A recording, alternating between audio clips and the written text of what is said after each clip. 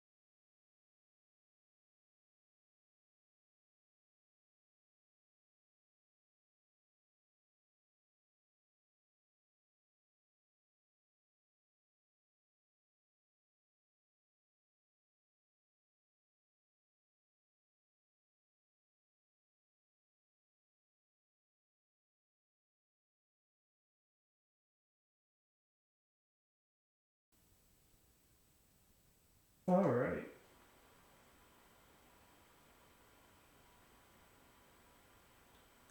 let's go ahead and get started. Hello again, and welcome back to Modular Mornings.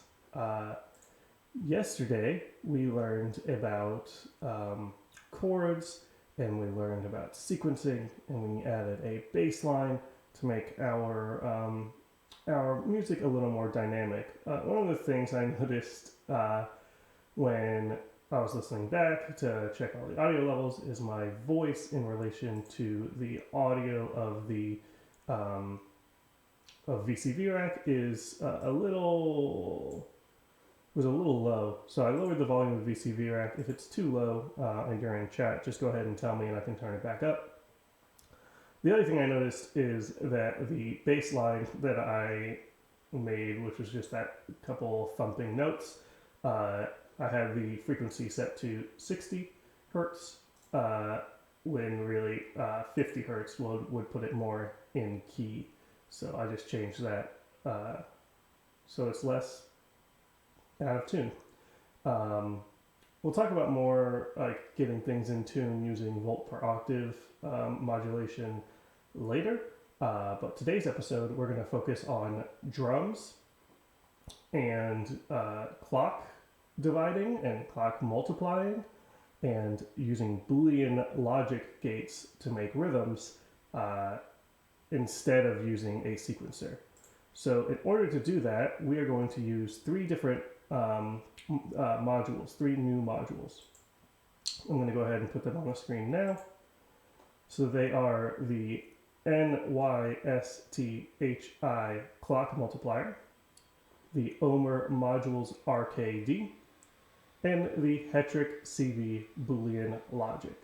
You can find all of these by going to VCV Rack's website, and once you're on the main page of VCVRack.com,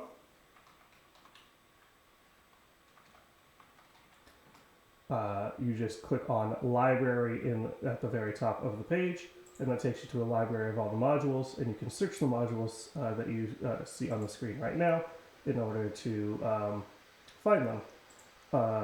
One thing that you need to do is you do need to register a VCV account.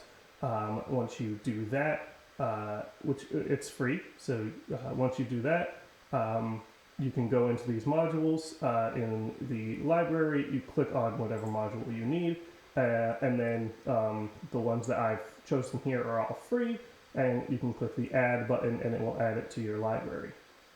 Once it's in your library, you will then, just going to go ahead and hide these modules now, you will go up here in the VCV Rack app and click library at the top, and then you will update all of your plugins. Where it says log out here, there'll be a log in button. So once you do that, you just go ahead and click log in, update all your modules. It'll go through all your modules real quick and then say that VCV Rack needs to reset in order to update. Then you just exit and re-enter. If you'll notice, if you didn't click create new, everything that you've done previously is saved. So all we have to do is turn up our mixers here,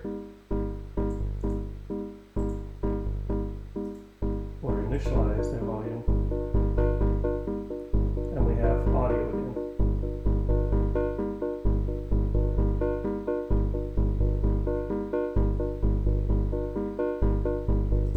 But for now, we're going to turn down because we're going to do quite a bit of explaining here to kick off the episode before we put our sound kind of back together. So the first thing that we're going to do in today's proper lesson, if you want to call it that, is we're going to use one of those modules that was on the screen, and that is the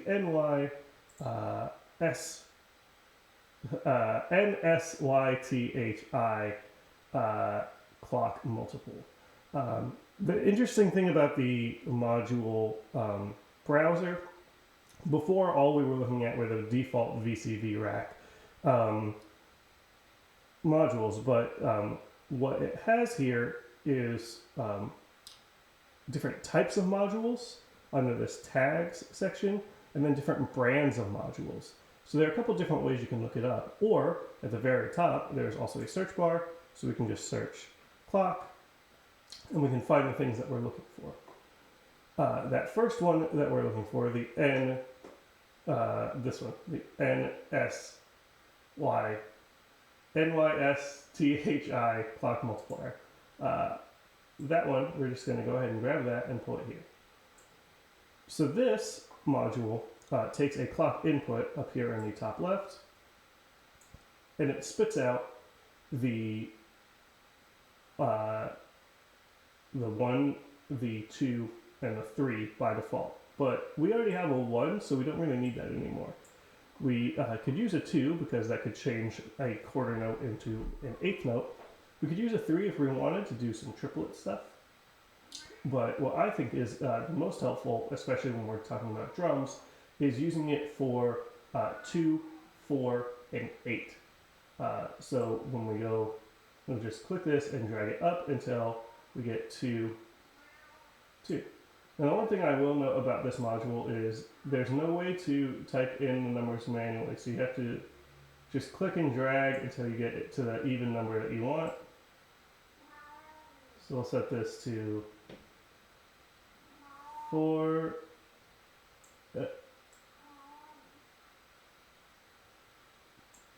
No, not quite. 4. And I'll set this one to 8. Sorry if you can hear my cat meowing out there. He hears me talking and he thinks I'm talking to somebody that isn't him. Boop, boop, boop, boop. Almost there. A little bit more. And the other thing to know about this module is it's relative to what number you're clicking on in this this value, right? So it's 2 point and then all these zeros. So if you click on the farthest one, you're only going to change the farthest one, and then all the other ones you're changing increments relative to that. So the other thing that's important to note about this module is even though you've already set all of this stuff now, none of it will work unless you click this little button next to where it says active. So go ahead and click that, and now all of these things are generating signals. As you can see, these little lights are flashing. So now, just to kind of demonstrate how that works, we're going to just make a quick tone. We're actually going to take these outputs off of these mixers real quick because we're going to create a new mixer just real quick to demonstrate some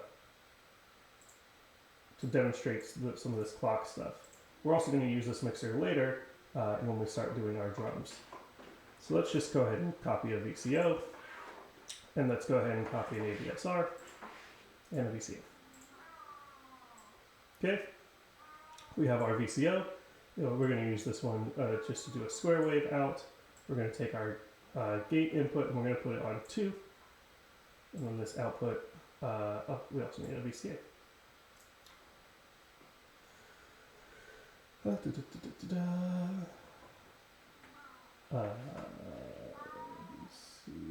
VCV and VCA2. Okay, this will go to here. The ADSR will go to the linear, and this will go here to the output. Then we'll take this and we'll just go ahead and put it in this left output for audio.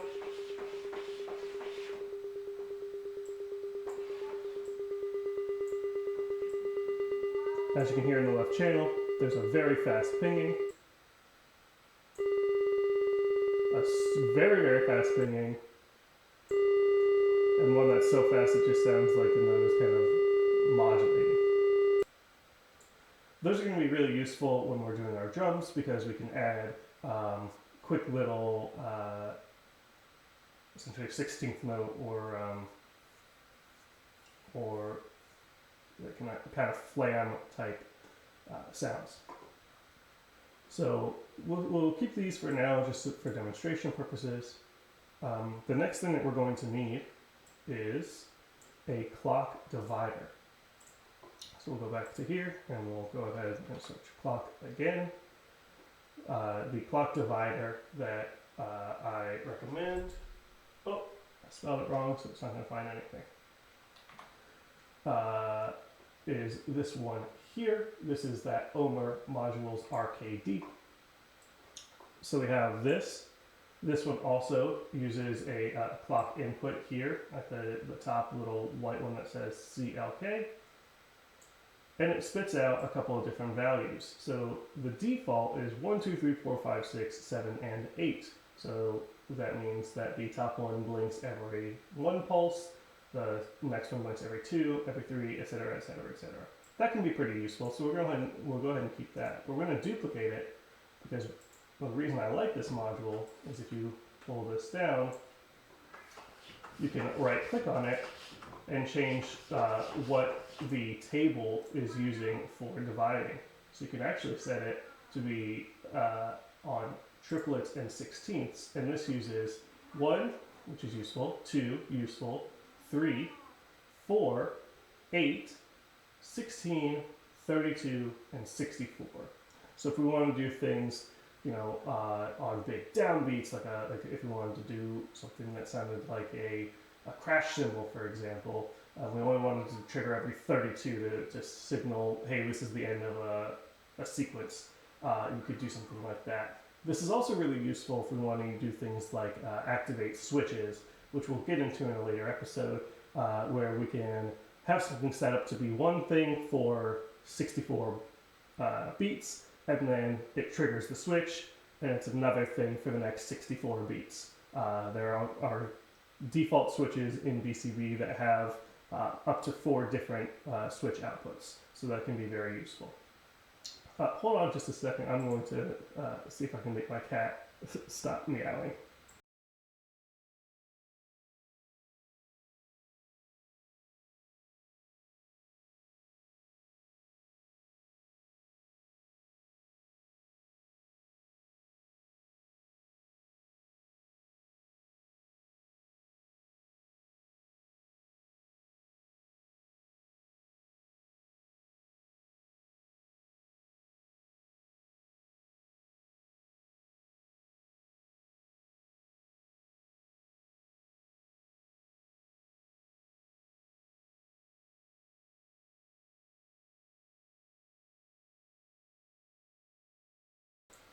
Okay, that should be better. That's the other one. Okay, so now we have our basics, which are our LFO operating as our main clock. We have a clock multiplier divider, which is using its main function to multiply the signal, and then we have our clock dividers set up so that they can split the signal. The other thing, as you may have guessed, is you could use one of these outputs instead of the main clock. So for example, if we just want to go ahead and do that real quick, we take this and say, okay, instead I want it on eighth notes. So now these are triggering on eighth notes instead of on sixteenths, or instead of on quarters. But we're not going to need that for now, so let's go ahead and get rid of that. The next thing that we'll need is our Boolean logic gate. So we're going to go ahead and pull that one up. This is the third module that I had on the screen. I'll go ahead and actually pop those back on the screen just so now that they're all on the rack at the same time, you can actually see what they are. So just go ahead and show that. So again, that's the NYSTHI clock multiplier, the Omer modules RKD, and the Hetrick CV Boolean logic. So those are the 3 new modules that we added that we're going to use here when we talk about drums. Okay. So Boolean logic gates take inputs and then spit out ORs, ANDs, XORs, NORs, and ANDs, and then XNORs. So an OR means give me when either the input of A or the input of B. We're just going to use 2 of them for now. We could use 3. So an OR says, hey, when either the input of A or the input of B or both is in use, then go ahead and give me a pulse out. An AND is only when both of them are active, give me a pulse out. An XOR is only give me when either of them are out, not both. A NOR is only give me a pulse when neither are active. A NAND is anytime it's not both of them. And then an XNOR is exclusively when they are not at the same time. It's kind of a lot to take in, but it makes sense once you get used to it and you actually start seeing these things in action, right? So we're going to go ahead and use our clock dividers here to kind of show that off. So we're going to say, give me 3 and give me 4. So now this is going to blink whenever it's either 3 or 4 or both. So that means it'll blink on 3, on 6, on 9, on 12, on 4, or on 8. So that's how it's going to blink in sequence. Again, the AND is only going to blink when both of those things are together, which means it's only going to blink on 12. And then the XOR will only blink on 3, 6, 8, 3, 4, 6, and 8 and 9. So it's not going to blink on that 12th note. We can use that to do some fun stuff rhythmically. So if we use our same VCO example as we had set up,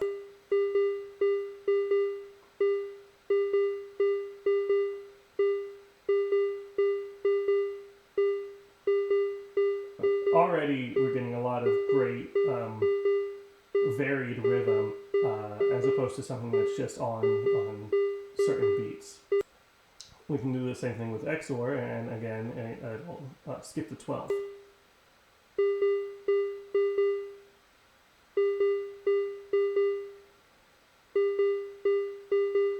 That could be useful for something like a snare. Again, on NOR, it's going to be a little bit different because it's mostly going to be on, and it's going to turn off when those things are happening.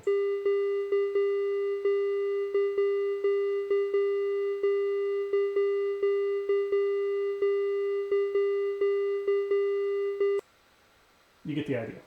And then XNOR.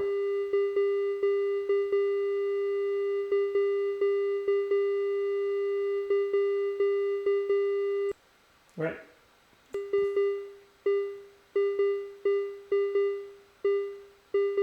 Simple concept. So that's going to be really useful when we want to make our drums. So the way we're actually going to make our drums is using all of these same components that we're already familiar with, and then we're going to add one more in. We're going to start with a bass drum though, so we're not going to need that. So let's turn this to something way, way low, like a 50 hertz, similar to our bass guitar. And we're going to use the sine wave again. And we're going to then pretty much all of our manipulation is going to be using this VCF. So we're going to turn this way down. We turn the resonance down. We might use the drive a little bit, so we're going to turn that. But we want our attack to be way low, all the way at the bottom, because we want it to be extremely percussive. And we want our release to be pretty low, and we want our sustain and our decay to be low, because we want something more percussive and less musical. So if there's less time for the actual note sound to come out, we're just going to hear those hits. So we're going to use our OR logic to trigger this. So here's what that's going to sound like. Pretty quiet. You can almost just barely hear it.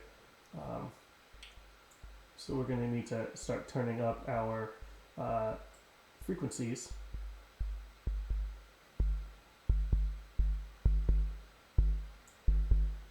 And I sent the signal to both the left and right channel just so you can hear it a little better.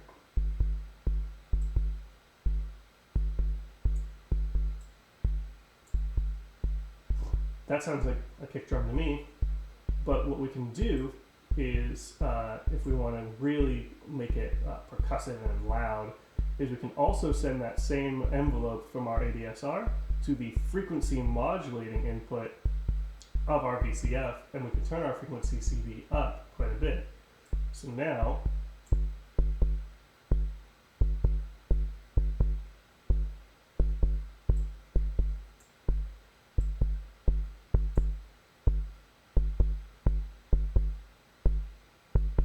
yeah, that sounds like a thumping bass drum to me. For bass drum specifically, it also can help to add a compressor. We're not going to do that right now because that's another new module, and we don't want to introduce too many new modules at once. But a compressor can help. It's used a lot when you're actually making things like electronic music. The bass drum, especially when you add a compressor to it, adds a lot of real punch to the bass drum.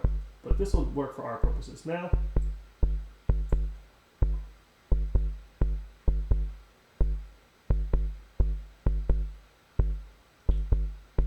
Cool. That sounds great to me. I'm just going to go ahead and unplug this. Actually, you know what? We'll just turn down the VCA all the way down, so it's not making any noise. Okay, so that's a great start. We now have a kick drum that happens on the 3, 4, 6, 8, 9, and 12. But what we also need is we need something like a hi-hat. So we're going to go ahead and pull out all of our familiar components. Let's go ahead and actually just put up the bass drum, everything on the same line, so it's a little less confusing. There we go. That's our bass drum. So now we're going to do our hi-hat. So we need these same components again. Duplicate all these. CF. But the thing that's going to be different about our hi-hat is we need something to give it that kind of metallic hiss that comes with a hi-hat. So to do that, we can use our default VCV modules again, and we're going to use a noise module. So the noise, if you want to hear it real quick, we're just going to do this for a second because it's going to be loud.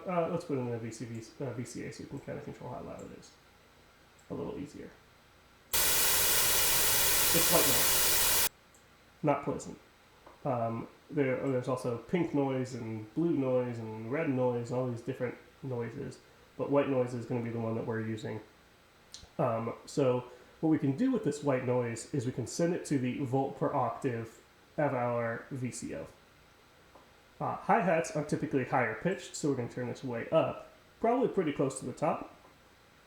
And then we're going to use a square wave in order to generate the hi-hat sound.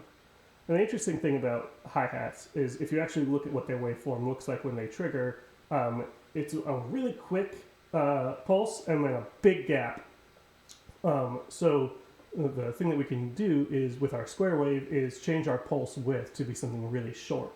So we can do it this way or we can do it this way. It just changes which side of the square wave is shorter. I like it on this side, but the other one works as well. I crank this all the way to maximum. We then take our square wave output, put it in our VCF input. We're going to do that same frequency trick that we did over here. So we're going to take our ADSR out, and we're going to put it into our VCF frequency, also put it in our linear for our VCA. And then we're going to take the high pass filter out of the VCF and put it into here. Turn this down, make this all the way maximum, and then turn up the resonance just a little bit because metallic stuff has a little bit of resonance to it naturally. Let's do that on every pulse because hi-hats are pretty normal rhythm-wise. So here we're going to do, I'm going to link this to this, and this should sound somewhat like a hi-hat. So the hiss is a little long, so we can turn down that. Let's turn down our sustain. And our decay.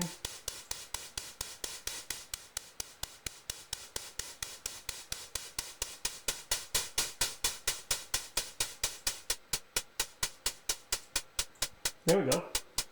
So with our decay set a little bit higher than we had our bass drum and our sustain set way lower, now it sounds something something like a hi-hat. It's not exactly, but the resonance will help a little bit with that.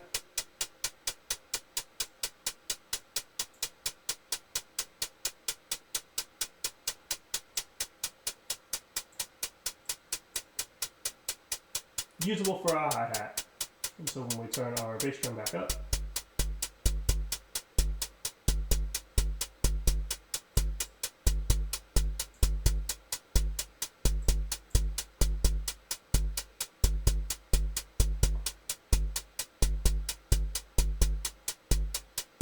already starting to sound like some kind of, some kind of beat, which is great. So let's turn these down while we create our next component, which is our snare drum. So we need another VCA because we're out of outputs on this one. So let's just go ahead and duplicate that. And now we're gonna, again, copy out these exact same components to make our snare drum. So we have our VCO, we have our ADSR, and we have our VCF. So the process for creating a snare drum is actually identical to that of creating our hi-hat. So we're going to use the white noise into our volt per octave. We're going to use a square wave for our main source of sound. We're going to use the same frequency and linear trick that we do for all of our drums. Hold on a second.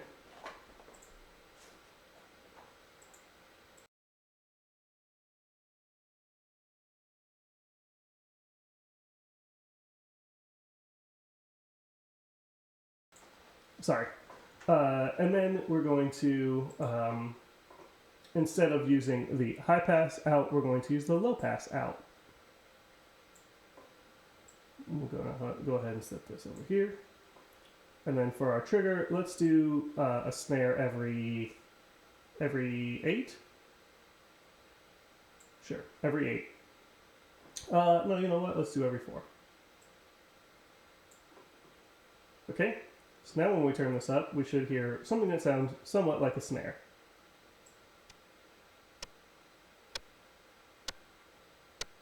Little too clicky. And that's because we turned our sustain way down for our hi-hat.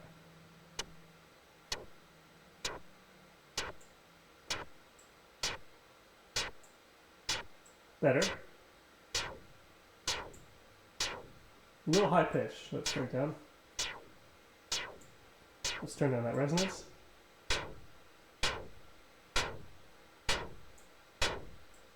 Turn down the drive.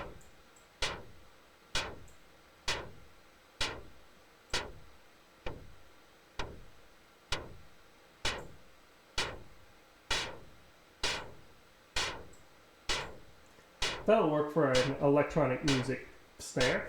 So now we can start putting all these things together.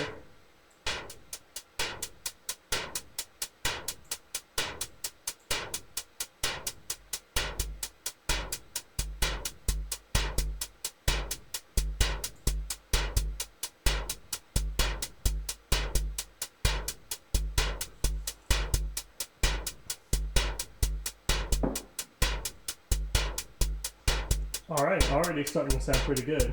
But let's do another Boolean for our snare because just a 4 I'm not really digging. So let's do a 5. Let's do a 8.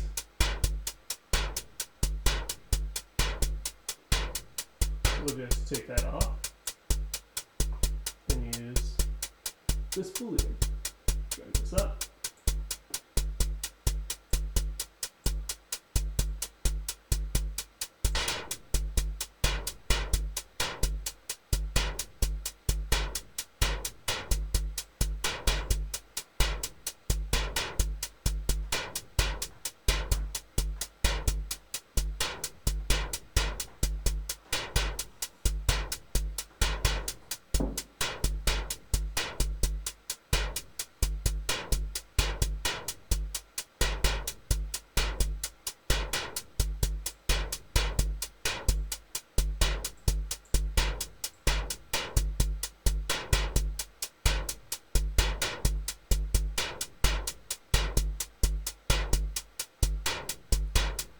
So now let's mix this into our audio that we had from before, which was that kind of piano type stuff.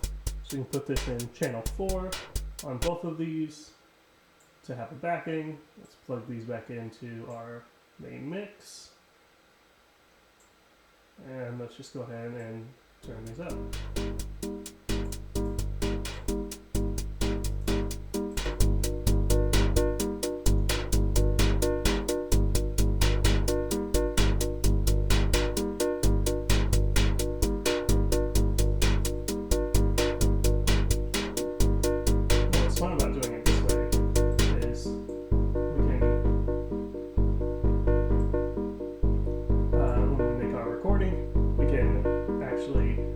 Introduce the drums gradually, right?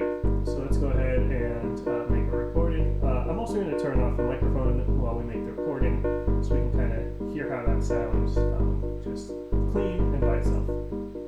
Okay. So I'm going to go ahead and make the recording. See you in a second.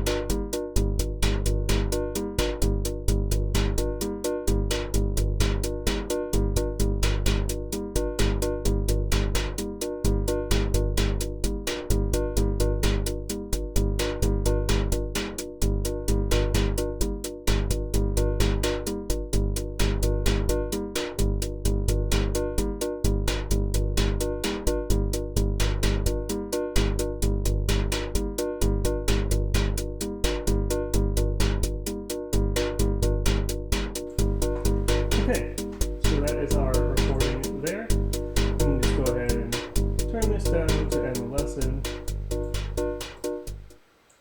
So now we have something that sounds somewhat like a song. I mean, it doesn't have a lot of movement to it, there's not a lot of melody, there's not a lot of much of anything, but it's got a drum beat, it's got a bass guitar, and it's got something that sounds somewhat like a piano. And so that seems like we're off to a pretty good start to make something musical. Next time, what we can do is we can start using volt per octave to make our notes start to move in tune to something that's actually like music. What we can also do is introduce a random element, which means we don't control where the melody is going, but we can guarantee that the melody is going to be in tune. All right. Thank you for tuning in to Modular Mornings, and I hope you enjoyed this episode. Thanks.